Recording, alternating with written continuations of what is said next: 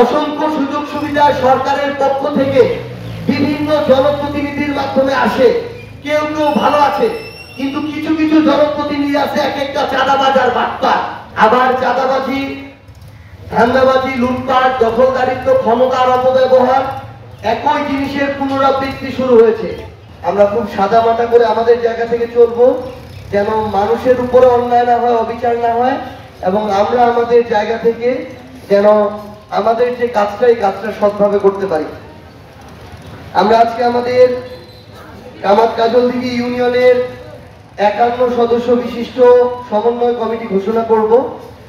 আমাদের ইউনিয়নের একজন প্রধান সমন্বয়কারী আছেন এবং 9 ওয়ার্ডের 9 জন যুগ্ম সমন্বয়কারী, তো এবং অন্যান্য যারা আছেন তারা কার্যনির্বাহী সদস্য হিসেবে থাকবেন। এই সমন্বয় কমিটিটা আমাদের প্রধান সমন্বয়কারী বললেন যে আগামী 3 দিনের মধ্যে এটা 101 সদস্য বিশিষ্ট কমিটি করা হবে, কারণ অনেকেই আরো আগ্রহ প্রকাশ করেছেন তাদের জায়গা থেকে। আগামী 3 দিনের মধ্যে আমাদের এই ইউনিয়ন কমিটিটা 101 সদস্য বিশিষ্ট হবে এবং আমরা আশা করছি ইনশাআল্লাহ আগামী 15 থেকে 20 দিনের মধ্যে আপনারা যারা ইউনিয়ন সমন্বয় কমিটিতে আছেন, আপনাদের সবার নেতৃত্বে আমাদের 9টা ওয়ার্ডে 51 থেকে 101 সদস্য বিশিষ্ট আমরা ওয়ার্ড কমিটি করব এবং এটার সর্বশেষ ডেডলাইন হচ্ছে এই মাসের 30 তারিখ। এই মাসের 30 তারিখের মধ্যে ইনশাআল্লাহ এই কামাত কাজলদিঘি ইউনিয়নের প্রত্যেকটা ওয়ার্ডে জাতীয় নাগরিক পার্টি এনসিপির 101 সদস্য বিশিষ্ট সমন্বয় কমিটি থাকবে। মোনালিসা হেভি ফ্লো 15 পিস প্যাকেটের সাথে 8 পিসের একটি প্যাকেট একদম ফ্রি। এটা হচ্ছে কমিটি বিষয়ক কথা। আমি একটু পরে কমিটিটা ঘোষণা করব, তার আগে আপনাদের সামনে 3-4 মিনিট কিছু বিষয়ে কথা বলতে চাই। 24 সালে একটা ছাত্র জনতার অভ্যুত্থান হলো। এই অভ্যুত্থানে প্রায় 1000-এর বেশি মানুষকে হত্যা করা হয়েছে। ছেলে, মেয়ে, গার্মেন্টস কর্মী, শ্রমিক, শিশু, বয়স্ক কাউকে লক্ষ্য করা হয় না, খালি গুলি চালানো হয়েছে।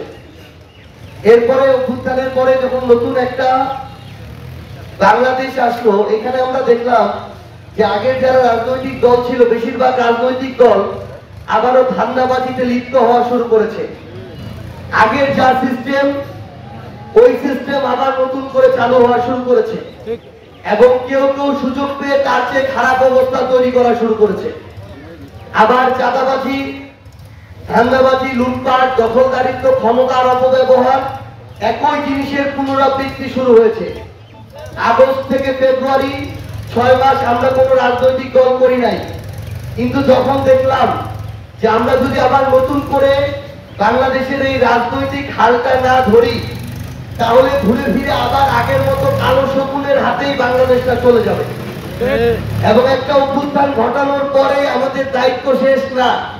যারা জীবন দিল, রক্ত দিল, তাদের এই দায়বদ্ধতাটা আমাদেরও জীবন শেষ হওয়ার পূর্ব পর্যন্ত পালন করতে হবে।